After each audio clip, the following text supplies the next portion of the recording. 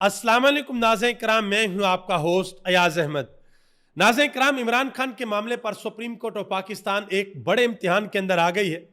अब देखना यह है कि मुल्क का सबसे बड़ा इंसाफ का अदारा इमरान खान के केसेस में सबूतों को देखेगा या नहीं देखेगा। दूसरी जानब तहरीक तहफ़्फ़ुज़ आईन पाकिस्तान की जानब से एक अहम तरीन प्रेस कॉन्फ्रेंस की गई है। उस प्रेस कॉन्फ्रेंस में तहरीक इंसाफ के सीनियर तरीन रहनुमा असद कैसर की जानब से एक अहम तरीन मामले पर पूरी पाकिस्तानी कौम से माफ़ी मांगी गई है और यह कहा गया है कि हम दोबारा कभी भी इस तरह का कोई काम नहीं करेंगे। पुर्तगाल के बाद एक और मुल्क का नाम सामने आ गया है। पहले यह पता चला था, ख्वाजा आसफ साहब ने ट्वीट किया था कि पाकिस्तान की ब्यूरोक्रेसी में से ज़्यादातर लोगों ने पुर्तगाल के अंदर इन्वेस्टमेंट की है, जायदादें खरीदी हैं और वहाँ की सिटीजनशिप हासिल करना चाहते हैं। अब एक और मुल्क का नाम सामने आ गया है, वो भी आपके सामने रखने के लिए जा रहा हूँ। इमरान खान के ऊपर एक बंदे ने बहुत बड़ा इल्ज़ाम लगाया जी, उस इल्ज़ाम की क्या हकीकत है और फिर उसको आगे से किस किस ने जवाब दिया है, इसके ऊपर भी बात करते हैं। और कल के व्लॉग में मैंने आप लोगों से एक गुजारिश की थी कि आप लोगों ने कमेंट करके बताना है कि पाकिस्तान में सबसे ज़्यादा मकबूल सियासी जमात कौन सी है, क्योंकि नून लीग के जो रहनुमा है सेनेटर अफानुल्लाह, उन्होंने दावा किया था कि नून लीग मकबूल तरीन जमात है। तो आप सबका बहुत बहुत शुक्रिया, आप लोगों ने बहुत बड़ी तादाद के अंदर पार्टिसिपेट किया और हमने इस हवाले से एक छोटा सा सर्वे भी करवाया, उसका नतीजा भी आपके सामने रखने के लिए जा रहा हूं। गुजारिश करूंगा कि वीडियो को लाइक कर दें, चैनल को सब्सक्राइब कर लें ताकि ये इंफॉर्मेशन का सिलसिला आप लोगों तक पहुंचता रहे।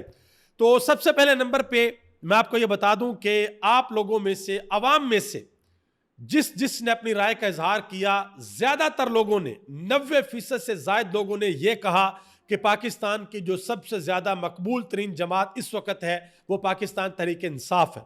हमने इस हवाले से जो सर्वे करवाया वो भी आपके सामने रखता हूं। सर्वे के अंदर हमने ये सवाल पूछा कि नून लीग के सेनेटर अफानुल्लाह के मुताबिक नून लीग पाकिस्तान की सबसे मकबूल जमात है, आपके ख्याल में पाकिस्तान की सबसे मकबूल जमात कौन सी है? 3 ऑप्शन थी, पाकिस्तान तहरीक इंसाफ, पाकिस्तान मुस्लिम लीग नून या पाकिस्तान पीपल्स पार्टी। आप लोगों ने माशाल्लाह बहुत बड़ी तादाद में पार्टिसिपेट किया है। 70,000 लोगों ने इस सर्वे के अंदर शिरकत की है, वोट किया आप लोगों ने। और सबसे पहले नंबर पे 97% के साथ पाकिस्तान तहरीक इंसाफ है। दूसरे नंबर पे 2% के साथ माशाल्लाह पाकिस्तान मुस्लिम लीग नून है।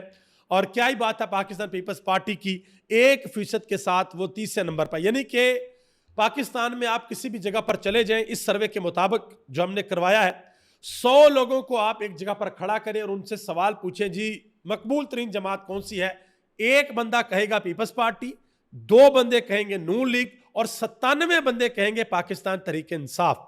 तो मेरा ख्याल है कि अफानुल्लाह साहब को अगर कोई गलत फहमी थी तो उनकी गलत फहमी इस सर्वे के बाद दूर हो जानी चाहिए कि पाकिस्तान के अंदर जो मकबूल तरीन सियासी जमात है वो कौन सी है। अब आगे आ जाएं जी। मैंने कल के व्लॉग के अंदर भी आपको बताया था कि 12 अगस्त को सुप्रीम कोर्ट ऑफ पाकिस्तान के अंदर इमरान खान और चीफ जस्टिस का आमना सामना होना है। आमना सामना इस सेंस में कि इमरान खान के केसेस वहां पर लगने हैं। 9 मई के हवाले से जो निचली अदालत थी उसने इमरान खान की जमानतों को मुस्तरद किया, लाहौर हाई कोर्ट ने भी मुस्तरद किया। अब यह मामला सुप्रीम कोर्ट ऑफ पाकिस्तान के अंदर पहुंच चुका है।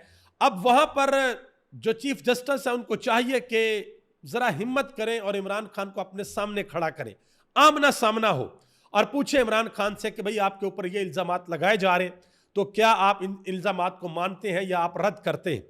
तो 3 रुकनी बेंच है, सरबराही चीफ जस्टिस साहब खुद करेंगे।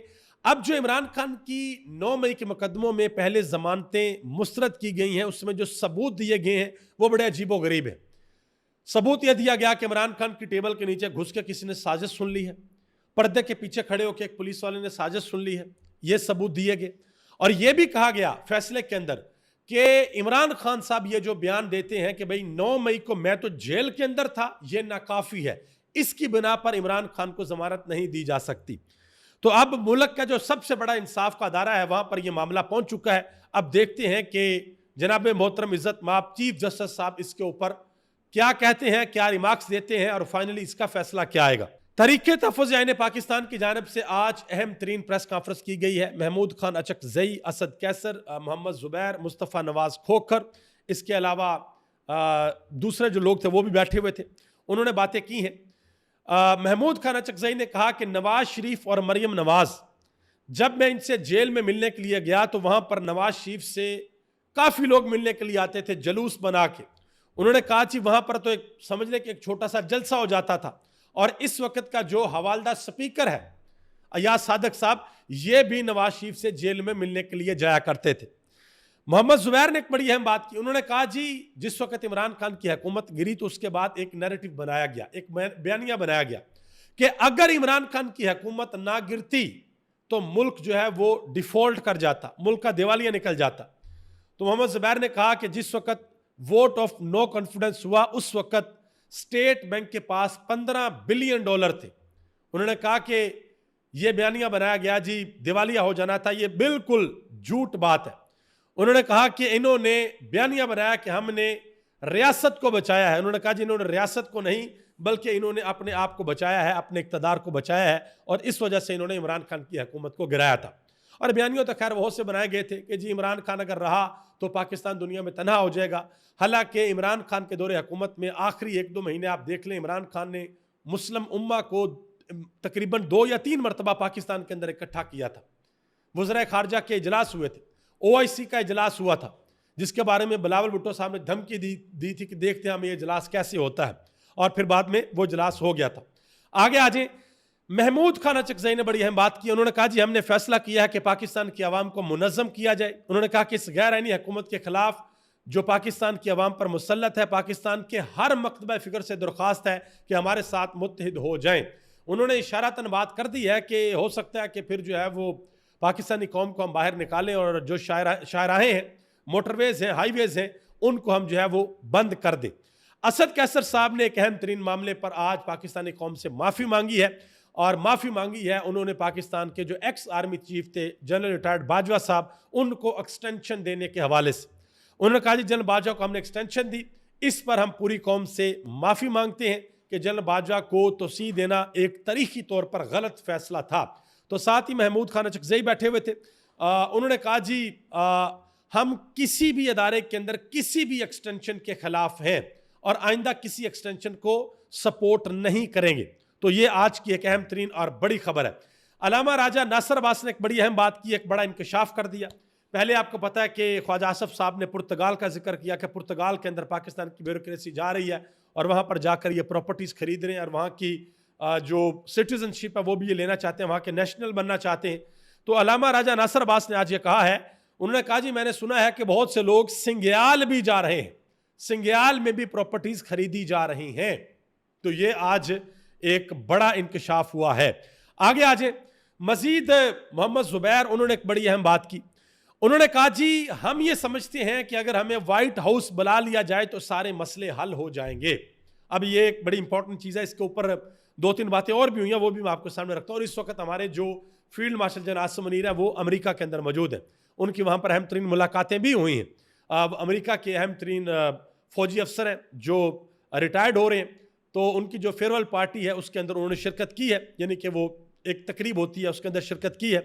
تو اس حوالے سے زبیر عمر نے اشارتاً بات کی ہے.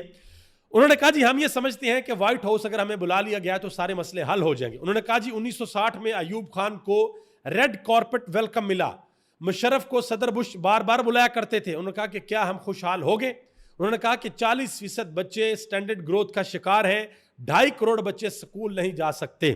یہ بات انہوں نے کی ہے. اس کے علاوہ اہم ترین بات کی ہے ندیم خالد لودھی صاحب نے، ریٹائرڈ لیفٹیننٹ جنرل ہے، انہوں نے بڑی اہم بات کی ہے. انہوں نے کہا کہ ایک بات اپنے ذہن میں رکھیے گا کہ ڈونلڈ ٹرمپ جس سے بھی ملے ہیں انہوں نے اپنا فائدہ ہی دیکھا. جو بھی ڈونلڈ ٹرمپ سے ملا ہے لے کر کچھ نہیں آیا، کچھ نہ کچھ ان کو دے کر ہی آیا ہے، کمٹمنٹ کر کے ان کے ساتھ آیا. انہوں نے کہا جی ہمیں اس وقت 2 باتوں کی فکر کرنی چاہیے.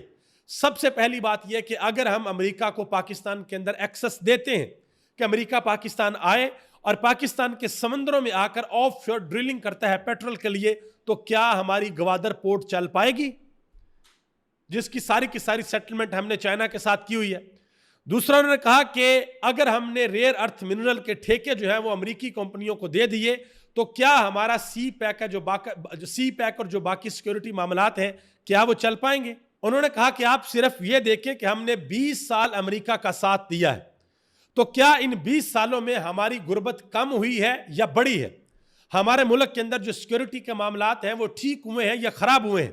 ہمارے ملک کے اندر جو دہشت گردی ہے وہ کم ہوئی یا بڑھی ہے؟ انہوں نے کہا جی ہمیں تھوڑا سوچنا چاہیے کہ ہم نے آگے کس طریقے سے چلنا ہے۔ آگے آ جائیں جی، ماشاءاللہ پہلے شوگر کا سکینڈل آیا تھا اربوں روپے کا، پھر وہ 450 ارب روپے کا بھی ایک سکینڈل آ گیا تھا ایک وزارت کے اندر، اس کے بعد اب ماشاءاللہ 2050 ارب روپے کا ایک سکینڈل آیا ہے کہ جی پیٹرولیم کے شعبے کے اندر یہ سنگین قسم کی بے ضابطیاں ہوئی ہیں۔ ایک تو لفظ ماشاءاللہ چینج ہو گیا، کرپشن کا لفظ تبدیل کر کے بے ضابطیاں کر دیا جی۔ پہلے کرپشن ہوتا تھا، اب بے ضابطیاں ہوئی ہیں، تاکہ بعد میں جب مٹی مٹی ڈل جائے، ڈیل شیل ہو جائے تو معاملہ سارا کھلی بلی ہو جائے۔ تو یہ آپ دیکھ لیں کہ ماشاءاللہ کیا سے کیا ہو رہا ہے۔ منصور علی خان نے ایک بڑی اہم بات کی ہے جی یاسر رشید کے شو میں، انہوں نے کہا جی خواجہ آصف کا استعفیٰ یا ان سے وزارت کا واپس لیا جانا اگر یہ ہو گیا تو یہ کسی بڑے جھٹکے سے کم نہیں ہے۔ انہوں نے کہا کہ خواجہ آصف نے کھل کر اس نظام کو ہائیبرڈ نظام کہا جسے اکثر مقتدر حلقے سخت ناپسند کرتے ہیں۔ انہوں نے کہا جی اگر یہ ایک ریالٹی چیک ہے، اگرچہ یہ ایک ریالٹی چیک ہے لیکن اس کے باوجود خواجہ آصف کو اس کے نتائج بھگتنا پڑ سکتے ہیں، جو باتیں انہوں نے کی ہیں۔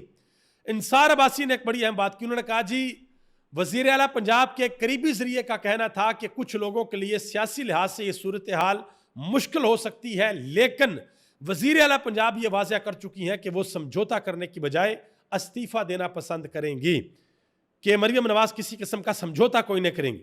تو اس کے اوپر عالیہ حمزہ نے کہا کہ ہاری ہوئی سیٹ پر وزارت اعلیٰ لینے سے بڑا اور کون سا سمجھوتا ہو سکتا ہے، کہ یہ آپ جو سیٹ آپ ہار گئی ہیں اس کے اوپر آپ نے وزارت اعلیٰ قبول کر لیا، اس سے بڑا سمجھوتا اور کون سا ہو سکتا ہے؟ یہ ڈاکٹر عالیہ حمزہ نے جواب دیا ہے۔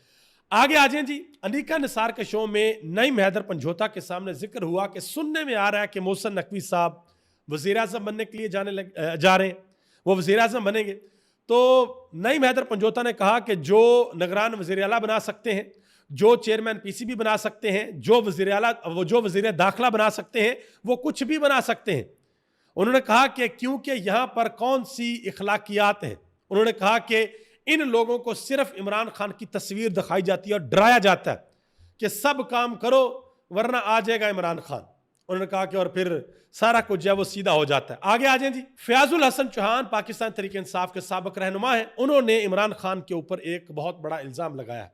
انہوں نے کہا جی جس وقت کرتارپور راہداری کا افتتاح ہوا تو سکھوں نے عمران خان کو سونے کا ایک لوٹا گفٹ کیا، تو عمران خان نے سونے کا وہ لوٹا راولپنڈی کے صرافہ بازار میں بیچا اور اسی طرح کا ایک اور لوٹا جس کے اوپر سونے کا کور چڑھایا اور وہ توشہ خانہ کے اندر جمع کروا دیا، اور دوسرا جو سونے کا لوٹا ہے وہ انہوں نے اپنے پاس رکھ لیا، اور بڑے جذباتی انداز کے اندر انہوں نے کہا کہ عمران خان جو ہے یہ لالچی شخص ہے، یہ حریص شخص ہے، یہ کرپٹ ہے، اس نے کرپشن کی ہے۔ اب ذرا آگے آ جائیں، فیاض الحسن چوہان صاحب کے اس دعوے کی حقیقت کتنی ہے وہ بھی آپ کے سامنے رکھ دیتا ہوں۔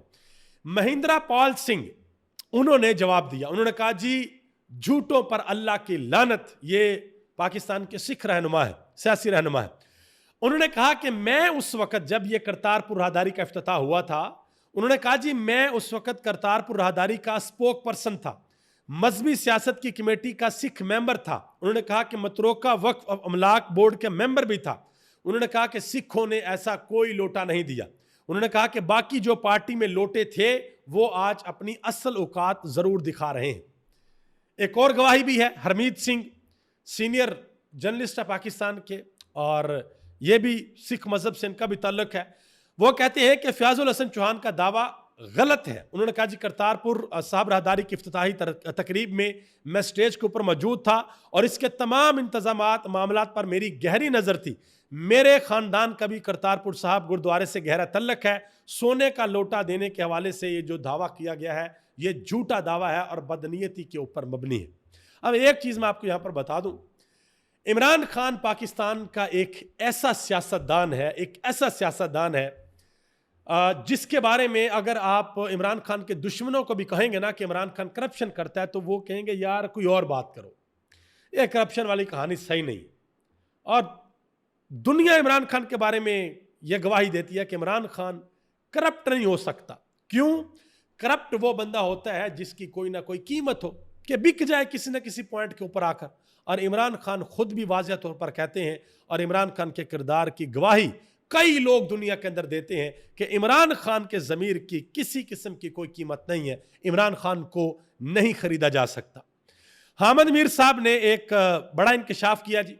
انہوں نے کہا کہ ایک شخص جو ملک ریاض اور شہباز شریف ان دونوں کے کافی قریب تھا, انہوں نے کہا کہ اس شخص نے مجھے بتایا کہ جب ملک ریاض صاحب کو یہ کہا گیا کہ آپ وعدہ معاف گواہ بننے پر مجبور کیا گیا, تو ملک ریاض صاحب نے آگے سے کہا کہ میں بہت سے راز افشاں کر دوں گا. انہوں نے کہا کہ اس سے یہ تاثر لیا گیا کہ اسٹیبلشمنٹ کے راز ملک ریاض صاحب کے پاس ہیں, اس وجہ سے ملک ریاض صاحب کے خلاف کارروائی ہو رہی ہے. مزید انہوں نے کہا کہ ملک ریاض اب یو اے ای کے شہری بن چکے ہیں. پاکستان کے اداروں نے بڑی کوشش کی کہ ان کو پاکستان لایا جائے, لیکن اب ملک ریاض نے یو اے ای کی سٹیزن شپ حاصل کر لی ہے, اس لیے ان کو پاکستان میں لانا مشکل ہے. انہوں نے کہا کہ ملک ریاض صاحب نے یہ ضرور کہا کہ اگر پاکستان کے اندر میرے اوپر کچھ ڈیوز ہیں تو وہ میں دینے کے لیے تیار ہوں. یہ بات انہوں نے کی ہے. آگے آ جائیں جی. شیر افضل خان مروت کے حوالے سے بیرسٹر عمیر نیازی صاحب نے ایک بڑی اہم بات کی. انہوں نے کہا جی شیر افضل خان مروت کی واپسی کا کوئی فیصلہ نہیں ہوا. شیر افضل مروت کو عورتوں پر تنقید سے گریز کرنا چاہیے, یہ پٹھانوں کی روایات کے بھی خلاف ہے. یہ بڑی امپورٹنٹ بات. شیر افضل خان مروت جو ہے وہ کے پی کے سے ہیں, پٹھان ہیں. تو پٹھان تو ویسے بڑے غیرت مند ہوتے ہیں, وہ کبھی بھی عورتوں کے بارے میں اس طرح کی فضولیات کبھی ایسی بات نہیں کرتے. اور پھر اپنا لیڈر جس کو عمران خان کہتے ہیں اب میرا لیڈر ہے, اس کی فیملی کے بارے میں الزامات اور عجیب و غریب قسم کی باتیں کرنا, جی علیمہ خان اسٹیبلشمنٹ کا پروجیکٹ ہے, یہ وہ دس اینڈ دیٹ. اور شیر افضل خان مروت کی ایک لائیو شو کے اندر بھی اچھی خاصی عزت افزائی ہوئی ہے. وہ ایک لائیو شو میں بیٹھے ہوئے تھے نسیم زہرا کے ساتھ, اور کہتے ہیں جی علیمہ خان نے مجھے گالیاں دی. تو آگے سے نسیم زہرا نے کہا کہ علیمہ خان میرے ساتھ سکول کے اندر پڑھتی تھی. انہوں نے کہا کہ گالیاں دینا ان کا شیوا نہیں ہے, مجھے نہیں پتا کہ آپ کس کی بات کر رہے ہیں, کس علیمہ خان کی بات کر رہے ہیں کہ آپ کو گالیاں دیتی ہیں. یہ نسیم زہرا نے بات کی. مریم نواز صاحبہ نے ایک بیان دیا ہے کہ گندم کے کاشتکار کو ہم اکیلا نہیں چھوڑیں گے, کسانوں کو ہم اکیلا نہیں چھوڑیں گے. تو ایک صحافی ہیں فہیم اختر ملک, انہوں نے ایک بڑی اہم بات کی. انہوں نے کہا جی یہ جو بات ہے یہ آج کا ایک لطیفہ ہے. انہوں نے کہا کہ وزیر اعلیٰ پنجاب مریم نواز کہتی ہیں کہ گندم کے کاشتکاروں کو اکیلا نہیں چھوڑیں گے, پنجاب میں کسانوں کا کیا حشر ہوا بیچارے کسان ہی جانتے ہیں. انہوں نے کہا کہ کسان کس حال میں ہیں ان کی خبر تک نہیں چلتی. اور اب مریم نواز صاحبہ کا یہ بیان کسانوں کے زخموں پر مزید نمک چھڑکنے کے مترادف ہے. ویسے جو ہمارے گاؤں اور دیہاتوں کے اندر لوگ رہتے ہیں, بہت بڑی تعداد ہے گاؤں اور دیہاتوں کے اندر جو ہمارے چینلز کی ویڈیوز کو دیکھتے ہیں, اور آپ لوگوں کی محبت مجھ تک پہنچتی رہتی ہے, آپ لوگوں کے کمنٹس بھی میں پڑھتا ہوں, آپ لوگوں کا بہت بہت شکریہ. آپ لوگ ذرا پوچھیں نا اپنے گاؤں کے اندر, دیہات کے اندر, جو لوگ جن کی زمینیں ہیں, جن کی زیادہ زمینیں ہیں, مربوں کے حساب سے زمینیں ہیں, یا 15-20 ایکڑ جن کی زمینیں ہیں, جو گندم کاشت کرتے ہیں, جو چاول کی فصل کاشت کرتے ہیں, ذرا پوچھیں ان سے. جو گنا کاشت کرتے ہیں ذرا ان سے پوچھیں کہ آپ کے اوپر کیا بیتی ہے. جو گنے والے ملوں کو جا کر گنا بیچتے ہیں ذرا پوچھیں کہ کتنے مہینوں بعد بھی آپ کے پیسے کلیئر نہیں ہوتے. آپ کو اندازہ ہوگا کہ اس حکومت میں یہ جو پچھلے 3 سال سے پی ڈی ایم 1 اور پی 2 چل رہی ہے, اس حکومت میں کسان کے ساتھ کیا کیا گیا ہے. ابھی تک اتنا ہی. آپ سب کا بہت بہت شکریہ. پاکستان زندہ باد. پاکستان کے کروڑوں عوام پائندہ باد.